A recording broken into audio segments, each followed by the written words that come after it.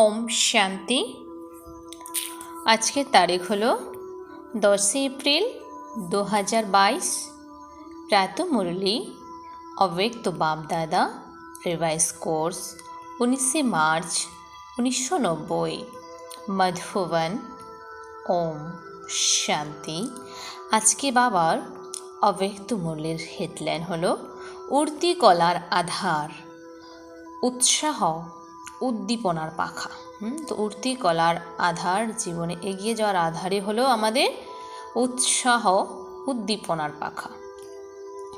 আজ সব বাচ্চার স্নেহ সম্পন্ন মিলন ভাবনা আর সম্পূর্ণ হওয়ার শ্রেষ্ঠ কামনার উৎসাহ উদ্দীপনার শুভ ভাইব্রেশন দেখছেন। বাপ দাদা সব বাচ্চার মধ্যে যে বাচ্চারা এই কল্পে প্রথমবার বাবার সঙ্গে মিলিত হচ্ছে তাদের উৎসাহ, আর যারা এই কল্পে অনেকবার মিলিত হয়েছে সেই বাচ্চাদের উৎসাহ সকলের নিজের নিজের, যাকে তোমরা নিজেদের ভাষায় বলে থাকো নতুন বাচ্চা আর পুরনো বাচ্চা। কিন্তু সবাই অতি পুরনো থেকেও পুরনো, কারণ পুরনো পরিচিত বাবার দিকে, ব্রাহ্মণ পরিবারের দিকে আকর্ষণ করে এখানে নিয়ে এসেছে। নতুন আর পুরানা এটা শুধুমাত্র চিহ্নিত করার জন্য বলা হয়ে থাকে। সুতরাং নতুন বাচ্চাদের উৎসাহ উদ্দীপনা এটাই যে অল্প সময়ের মধ্যে অনেক দ্রুত বেগে উড়ে বাবার সমান হয়ে দেখায়। পুরনো বাচ্চাদের শ্রেষ্ঠ সংকল্প এটাই যে বাপদাদার থেকে যা পালনা প্রাপ্ত হয়েছে, ধন ভাণ্ডার প্রাপ্ত হয়েছে, তার রিটার্ন যেন বাবার সামনে সদা রাখতে পারে। উৎসাহ উদ্দীপনা দুই শ্রেষ্ঠ, আর এই উৎসাহ উদ্দীপনার পাখা হয়ে উড়তি কলার দিকে নিয়ে যাচ্ছে। উড়তি কলার পাখা অবশ্যই জ্ঞান যোগ, কিন্তু প্রত্যক্ষ স্বরূপে সারা দিন চর্চায় সবসময় সব কর্মে তোমাদের উৎসাহ উদ্দীপনা উড়তি কলার আধার। যেমনই কার্য হোক, তা পরিষ্কার পরিচ্ছন্নতার হোক বা বাসন মাজার অথবা সাধারণ কর্মই হোক, কিন্তু তার মধ্যেও উৎসাহ উদ্দীপনা ন্যাচারাল আর নিরন্তর হবে। তো বাবা বলেছেন যে কোনোই সেবা হোক, চাহে বাসন মাজার হোক, পরিষ্কার পরিচ্ছন্নতার হোক, কিন্তু আমাদের মধ্যে সে উৎসাহ উদ্দীপনা রাখতে হবে আর নিরন্তর হবে। এমন বলা হয়নি যখন জ্ঞানের পাঠ পড়ছো বা অন্যদের পড়াচ্ছ, কিংবা স্মরণে বসেছো বা স্মরণে বসতে অন্যদের জন্য ব্যবস্থা করছো, কিংবা আধ্যাত্মিক সেবায় বিজি আছো, তো সেই সময় শুধু উৎসাহ উদ্দীপনা হবে। আর সাধারণ কর্ম যদি হয় তাহলে স্থিতি সাধারণ হয়ে যাবে। এটা উড়তি কলার লক্ষণ নয়। উড়তি কলার শ্রেষ্ঠ আত্মা সদা উৎসাহ উদ্দীপনার পাখায় উঠতেই থাকবে। তাই তো বাপদাদা সব বাচ্চার উৎসাহ উদ্দীপনা দেখছেন। পাখা তো সবার আছে, কিন্তু কখনো কখনো উৎসাহ উদ্দীপনায় উঠতে উঠতে ক্লান্ত হয়ে যায়। কোনো ছোট বড় কারণ তৈরি হয়, অর্থাৎ প্রতিবন্ধকতা আসে। কখনো তো ভালোবাসার সাথে পার করে দেয়, কিন্তু কখনো ঘাবড়ে যায়, যাকে তোমরা বলো কনফিউজড হয়ে যায়। সেজন্য সহজে পার না করতে পারায় ক্লান্ত হয়ে যায়। কিন্তু অল্প অল্প ক্লান্ত হয়ে গেলেও তাদের লক্ষ্য শ্রেষ্ঠ, গন্তব্য অতি প্রিয়, সেজন্য উঠতে শুরু করে দেয়। শ্রেষ্ঠ লক্ষ্য আর প্রিয় ঠিকানা এবং বাবার ভালোবাসার অনুভব ক্লান্তির কারণে নিচের স্থিতিতে থেমে থাকতে দেয় না, সেই জন্য আবার উঠতে শুরু করে। তাই তো বাপ দাদা বাচ্চাদের এই খেলা দেখতে থাকেন, তবুও বাবারই ভালোবাসা তাদের থেমে থাকতে দেয় না। ভালোবাসার বিষয়ে তোমাদের মেজরিটি পাস করে, সেই জন্য প্রতিবন্ধকতা তোমাদের যতই থামানোর চেষ্টা করো বা থামিয়ে দিক, যদিও বা তোমরা কখনো কখনো ভাবো যে বড়ই কঠিন, এর থেকে তো যেমন ছিলাম সেরকমই হয়ে যায়। অনেকজন আমার বাচ্চারা ভাবে এর থেকে তো আগে যেরকম ছিল সেরকম হয়ে যে সেটাই ভালো ছিল, এখন এটা এত কঠিন। এত দশ সত্ত্বেও তোমাদের ইচ্ছা পাস্ট লাইফে কোনো আনন্দ খুঁজে পায় না। কারণ প্রথমে তো এই পরমাত্মা ভালোবাসা আর দেহধারীদের ভালোবাসা দুইয়ের মধ্যে প্রভেদ তোমাদের সামনে রয়েছে। তাই তো উঠতে উঠতে যখন স্থির কলায় এসে যাও, তখন দুই রাস্তার মাঝখানে উপস্থিত হও আর ভাবো এদিকে যাব নাকি ওদিকে যাব, কোথায় যাব, কিন্তু পরমাত্মা ভালোবাসার অনুভব বিভ্রান্তকে কনফিউজড, অমর ও দেবতুল্য সুরজিৎ করে তোলে আর উৎসাহ উদ্দীপনার ডানা প্রাপ্ত হয়। সেই জন্য এই ব্যাপারে ভাবলেও স্থির কলা তথা অচল অবস্থা থেকে উঠতি কলায় উড়ে যাও। বিষয় খুব ছোট ছোট হয়, কিন্তু সেই সময় দুর্বল শক্তি হওয়ার কারণে বড় মনে হয়।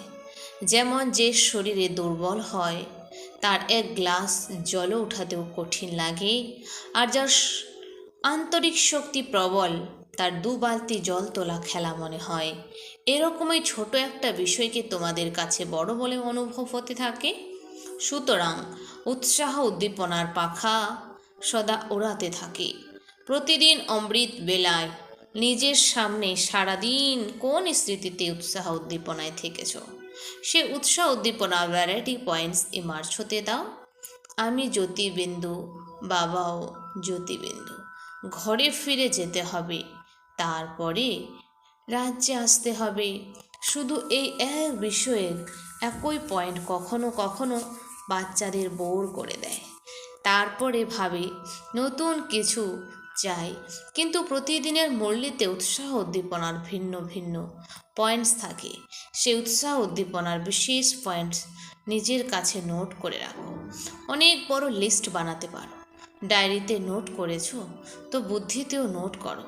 যখন বুদ্ধিতে ইমার্জ না হয় তখন ডায়েরি থেকে ইমার্জ করো। তাহলে ভ্যারাইটি পয়েন্টস প্রতিদিন নতুন উৎসাহ উদ্দীপনার বৃদ্ধি করবে। মনুষ্য আত্মার নেচার এটাই যে তারা ভ্যারাইটি পছন্দ করে। সেই জন্য হয় জ্ঞানের পয়েন্ট মনন করো কিংবা আত্মিক আলাপচারিতা করো। সারাদিন বিন্দু স্মরণ করতে থাকলে বোর হয়ে যাবে। যেমনই হোক, বাবাও বিন্দু, তুমিও বিন্দু। সঙ্গম যুগে তুমি হিরো পারধারী, হিরোর সাথে জিরো হও।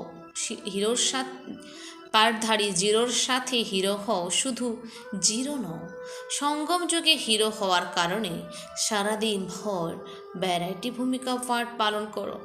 সারা কল্পে আমি জিরোর কি কি পার্ট ছিল, আর এই সময় আমার হিরো পার্ট কি, কার সঙ্গে আমার পার্ট, কত সময় কোন পার্ট প্লে করতে হবে, সে ভ্যারাইটি রূপের সাথে জিরো হয়ে নিজের হিরো পার্টে স্মৃতিতে থাকো। স্মরণীয় ভ্যারাইটি রূপের সাথে কখনো বীজরূপ স্থিতিতে থেকে, কখনো ফরিস্তা রূপে, কখনো আত্মিক রূপে আত্মিক বার্তালাপে থাকো। কখনো বাবার থেকে প্রাপ্ত ধনভাণ্ডারের এক একটা রত্নকে সামনে নিয়ে এসো। যে সময় যেমন ইচ্ছে হবে সেইভাবে তাকে স্মরণ করো। যে সময় যে সম্বন্ধে স্নেহ চাও সে সম্বন্ধে বাবার সাথে মিলন উদযাপন করো। সেই জন্য বাবা সর্বসম্বন্ধে তোমাদের নিজের বানিয়েছেন, আর তোমরাও বাবাকে সর্বসম্বন্ধে নিজের বানিয়েছ। শুধু এক সম্বন্ধ নয়, ভ্যারাইটি সম্বন্ধ আছে তো না? কিন্তু একটা বিষয় লক্ষ্য রাখতে হবে, বাবা ব্যতীত, বাবার ধনভাণ্ডারের প্রাপ্তি ব্যতীত আর কেউ যেন স্মরণে না আসে। বাবা আর বাবার ধনভাণ্ডারের প্রাপ্তি, ভ্যারাইটি প্রাপ্তি, ভ্যারাইটি ধনভাণ্ডার, ভ্যারাইটি সম্বন্ধ, ভ্যারাইটি খুশির বিষয় আছে এবং উৎসাহ উদ্দীপনার ভ্যারাইটি পয়েন্টস আছে। সেই বিধিতে ইউজ করো। বাবা আর তুমি এটাই সেফটি রেখা। বাবা আর তুমি এটাই হলো সেফটি রেখা। এই স্মৃতির রেখার বাইরে এসো না, ব্যাস এই রেখা পরমাত্মা ছত্র ছায়া। যতক্ষণ এই ছত্র ছায়া রেখার ভিতরে আছো ততক্ষণ মায়ার কোনো সাহস নেই। তারপরে পরিশ্রম কি, প্রতিবন্ধকতা কি, বিঘ্ন কি, এই শব্দে অবিদ্যা হয়ে যাবে। যেমন আদি স্থাপনের সময় যখন সত্যযুগের আত্মাদের প্রবেশ হতো তখন সে আত্মাদের বিকার কি, দুঃখ কি, মায়া কি, এই শব্দের অবিদ্যা থাকতো। বাচ্চাদের এই অনুভব আছে তো না? পুরনো যারা তারা তো এই বিষয়ে জানে। এইভাবে যে বাবা আর আমি এই স্মৃতির রেখার ছত্রছায়ায় থাকি, তাদের এই বিষয়ে অবিদ্যা হয়ে যায়। সেই জন্য সদা সেফ থাকে, সদা বাবার হৃদয়ে থাকে। তোমাদের সকলের বেশি পছন্দ হয় হৃদয়, তাই না? উপহার হিসেবে হার্টই বানিয়ে নিয়ে আসো। কেক ও হার্টের আকৃতির বানাও, বক্স বানাও সেটাও হার্টের মতো। তাহলে থাকছো তো হার্টেই না, বাবার হার্টের দিকে মায়া আসতে পারে না। যেমন জঙ্গলও যদি আলোকাজ্জ্বল করে দেওয়া হয়, তো জঙ্গলে রাজা সিংহ আসতে পারে না, পালিয়ে যায়। কত লাইট আর মাইট বাবার হার্ট, তার সামনে মায়ার কোনো রূপ আসতে পারে না। তাহলে পরিশ্রম দ্বারা সেফ হয়ে গেছো তো না? জন্মও সহজে হয়েছে। জন্ম নিতে পরিশ্রম কি লেগেছে? বাবার পরিচয় পেয়েছ, চিনেছ, আর সেকেন্ডে অনুভব করেছ বাবা আমার, আমি বাবার। সহজে জন্ম হয়েছে, লক্ষ্যহীনভাবে ঘুরে বেড়াতে হয়নি। তোমাদের দেশরূপী ঘরে বাবা বাচ্চাদের নিমিত্ত বানিয়ে পাঠিয়েছেন, তাকে খুঁজতে হয়নি বা বিভ্রান্তিতে এদিকে ওদিকে যেতে হয়নি। ঘরে বসে বাবাকে পেয়ে গেছো, তাই না? তোমরা এখন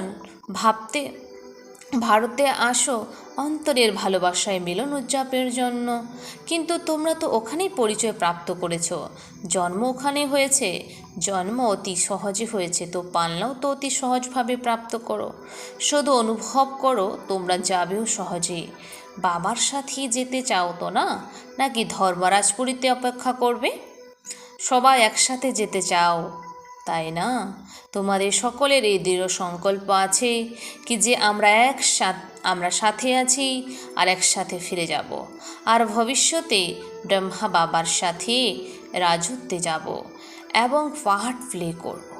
এরকম দৃঢ় সংকল্প আছে তো না? যদি চলতে চলতে তোমরা ক্লান্ত হয়ে যাও, তাহলে থেমে যাবে। তখন কি করবে? কারণ বাবা তো সেই সময় অপেক্ষা করবেন না, এখন অপেক্ষা করছেন, এখন সময় দিয়েছেন, সেই সময় করবেন না। অপেক্ষা সেই সময় সেকেন্ডে উড়ে যাবেন। এখন নতুন নতুন বাচ্চাদের জন্য লেট হয়েছে, কিন্তু টুলেটের বোর্ড এখনও লাগানো হয়নি। এখন তো নতুন নতুন বাচ্চাদের আসার জন্য নতুন দুনিয়া অপেক্ষা করে আছে, যাতে তারাও ফার্স্ট নম্বর পর্যন্ত পৌঁছে যায়। সাথে যাওয়ার জন্য সবাই তৈরি হয়েছ তো না? এই গল্পে যারা প্রথমবার এসেছে, বাপ দাদা তাদের অভিনন্দন জানাচ্ছেন। ছোট ছোট বাচ্চাদের প্রতি বড়দের ভালোবাসা থাকে, সুতরাং বাবার আর বড় ভাই বোনেদের তোমাদের প্রতি বিশেষ ভালোবাসা আছে। অতি প্রিয় হয়ে গেছ তো না? নতুন বাচ্চারা অতি প্রিয়, নতুন হোক বা পুরনো হোক, আসতে সকলে ফার্স্ট গতি বজায় রাখো, ছত্র ছায়ায় থাকো, সদা হৃদয়ে থাকো। এটাই সবচাইতে সহজ তীব্র গতি। নিজেকে নিজে কখনো বোর করো না, সদা নিজের জন্য ভ্যারাইটি রূপে উৎসাহ উদ্দীপনা ইমার্জ করো। ডবল বিদেশিদের কেউ কখনো কখনো এটাও ভাবে যে আমাদের কালচার আর ইন্ডিয়ার কালচারের মধ্যে বিস্তর ফারাক, সেই জন্য ইন্ডিয়ান কালচার কখনো পছন্দ হয়, কখনো পছন্দ হয় না। কিন্তু এটা তো না ইন্ডিয়ান কালচার না বিদেশের কালচার, এটা তো ব্রাহ্মণ কালচার। তো আমাদের এটা ব্রাহ্মণ কালচার। ব্রহ্মকুমার কুমারী এই নাম সকলের পছন্দ হতো না? ব্রহ্মা বাবার প্রতিও তোমাদের খুব প্রীতি ভালোবাসা আছে, আর বিকে জীবনও তোমাদের অতি প্রিয়। তো আমাদের বিকে জীবনও অতি প্রিয় লাগে। কখনো কখনো শ্বেত বস্ত্রের পরিবর্তে তোমাদের রঙিন বস্ত্র মনে আসে, কারণ শ্বেত বস্ত্র তাড়াতাড়ি ময়লা হয়ে যায়। যখন তোমরা দপ্তরে, অফিস যাও বা কোথাও এমন স্থানে যদি যাও, তো যে ড্রেস তোমরা পরিধান করো তার জন্য বাপদাদা নিষেধ করেন না। তো বাপদাদা নিষেধ করেন না, কিন্তু সেই বৃত্তিতে পরিধান করো না যে আমাদের ফরেন কালচার, এটা আমার পার্সোনালিটি, এই নীতিতে পরিধান করো না। সেবা ভাব থেকে যদিও বা পড়ো, পার্সোনালিটির উদ্দেশ্যে নয়। ব্রাহ্মণ জীবনের লক্ষ্য থাকুক সেবার্থে, আবশ্যকতা অর্থে যদি পরিধান করো তাহলে কোনো নিষেধাজ্ঞা নেই, কিন্তু সেটাও নিমিত্ত হওয়া আত্মাদের দিয়ে ভেরিফাই করাও।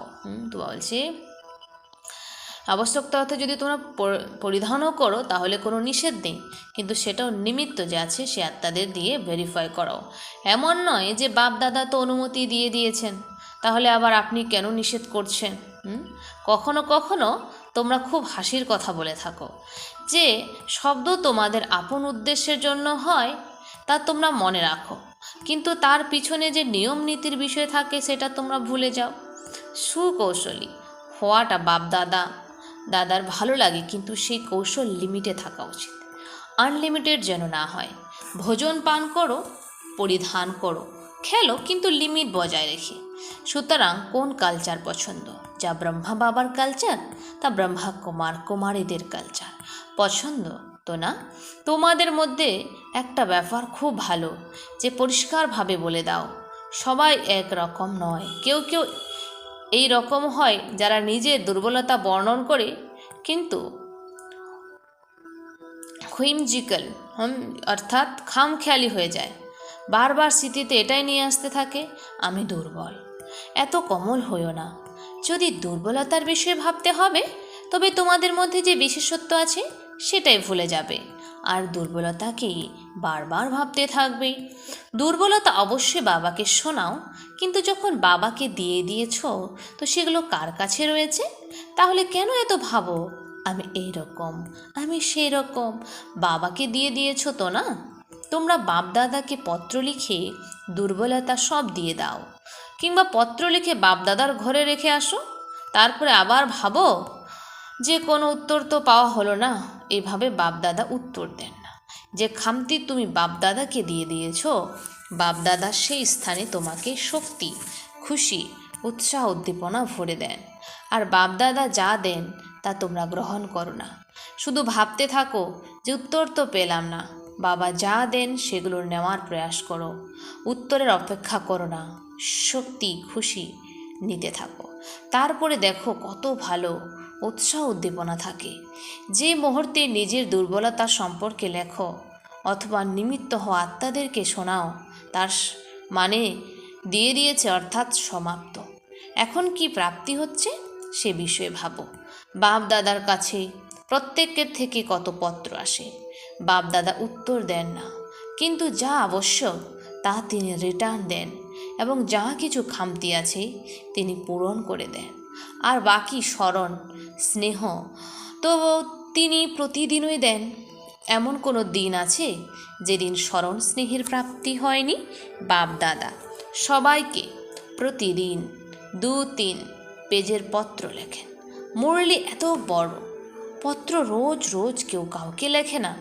যতই তোমাদের প্রিয় হোক, কেউ এত বড় পত্র লিখেছে? মুরলি পত্রই তো না। তোমরা যা লিখেছ এত তারই রেসপন্স, তাই না? তাহলে এত বড় পত্র তিনি লেখেনও, বলেনও তোমরা যে বিশেষ পত্র লেখো তার বিশেষ রিটার্নও দেন, কেননা তোমরা অতি প্রিয়, হারানিধি তোমরা। বাপদাদা রিটার্নে এক্সট্রা শক্তি আর খুশি দেন। শুধু বুদ্ধিকে সদা কেয়ারফুল আর ক্লিয়ার রাখো। আগেও যেমন তোমাদের বলা হয়েছিল, এই সমস্ত বিষয় নিজের বুদ্ধি থেকে বের করে দাও। এই বিষয়গুলো রেখে দিলেও বুদ্ধি ক্লিয়ার হয় না, সেই জন্য বাবা যে রিটার্ন দেন তা মিক্স হয়ে যায়। কখনো তোমরা এটা মিক্স করো, কখনো কখনো কিছু বাচ্চা কি করে, আজ বাবা তোমাদের আচার আচরণ সম্পর্কে শোনাচ্ছেন। কেউ কেউ ভাবে সেবা তো করছি, কিন্তু বাবার প্রতিজ্ঞা তিনি সদা সহায়ক। এই সেবাতে তো সহায় হননি, সফলতা কম হয়েছে। বাপ দাদা কেন সহায়তা করেননি? তারপরে আবার ভাবে হয়তো আমি যোগ্য নই, আমি সেবা করতে পারি না, আমি দুর্বল, শক্তি ব্যর্থ ভাবে। কিন্তু যদি কোনো বাচ্চা সেবার্থে সাহায্যের জন্য বাবার সামনে সংকল্প করে, তো খোলা মনে করো, কিন্তু তার রিটার্ন সেবার সময় বাপ দাদা দেন। শুধু এক বিধি আপন করে নাও, যত কঠিন সেবায় হোক, কিন্তু সেবা ও বুদ্ধির দ্বারা বাবাকে অর্পণ করে দাও। আমি করেছি, সফলতা হয়নি, আমি কোথার থেকে এলো? কারণ কারাবনহার বাবার দায়িত্ব ভুলেই নিজের উপরই কেন নিয়েছ? এটাই ভুল হয়ে যায়। বাবার সেবা বাবা অবশ্যই করবেন, বাবাকে সামনে রাখো, নিজেকে সামনে রেখো না। আমি এটা করেছি, এই আমি শব্দ সফলতাকে দূরে করে দেয়। বুঝেছ? আচ্ছা, সদা উৎসাহ উদ্দীপনায় উড়তে থাকা চারিদিকের তীব্র পুরুষার্থী আত্মাদের, সদা বাবার হৃদয়ে থাকা বিশেষ মণিসমূহকে, সদা বাবা আর আমি এই স্মৃতির ছত্রছায়া থেকে সদা স্থির কলা, অবরোহণ কলা পার করে উঠতি কলা এগিয়ে যাওয়া, সদা নিজেকে ভ্যারাইটি পয়েন্টস দ্বারা খুশি আর নেশায় রেখে সামনে এগিয়ে যাওয়া শ্রেষ্ঠ আত্মাদের বাপদাদার স্মরণ, স্নেহ, নমস্কার, বরদান। আমরা সমস্ত আত্মারা জানাই মাত পিতা বাপদাদাকে স্মরণ, স্নেহ আর নমস্কার। আজকের বরদান: ব্রাহ্মণ জীবনে অলৌকিক আনন্দের অনুভব করে কর্মের গুহ্য গতির জ্ঞাতা ভব। তো বাবা বলছে ব্রাহ্মণ জীবনে অলৌকিক আনন্দের অনুভব করে কর্মের গুহ্য গতির জ্ঞাতা ভব। ব্রাহ্মণ জীবন আনন্দের জীবন, কিন্তু আনন্দে থাকার অর্থ এটা নয় যে যা মনে এলো সেটাই করলে। আনন্দে থাকার মানে এটা নয় যা মনে এলো সেটাই করলে, মত্ত হয়ে রইলে। এই অল্পকালের সুখের আনন্দ বা অল্পকালের সম্বন্ধ সম্পর্কের আনন্দ সদাকালের প্রসন্নচিত্ত স্থিতি থেকে আলাদা। যা ইচ্ছা বলছো, যা ইচ্ছা করছো, আমি তো আনন্দে মেতে থাকি, এরকম অল্পকালের মন মর্জি হয়েও না, সদাকালের আত্মিক অলৌকিক আনন্দে থাকো। সেটাই যথার্থ ব্রাহ্মণ জীবন। আনন্দের সাথে কর্মের গুহ্য গতির জ্ঞাতা হও। স্লোগান: অহম আর বহম, অহম আর বহম, অর্থাৎ সংশয় আসার পরিবর্তে সবার প্রতি দয়া করো। সংশয় আসার পরিবর্তে সবার প্রতি দয়া করো। আচ্ছা, ওম শান্তি। ধন্যবাদ বাবা আজকের এই সুন্দর মিষ্টি মুরলির জন্য।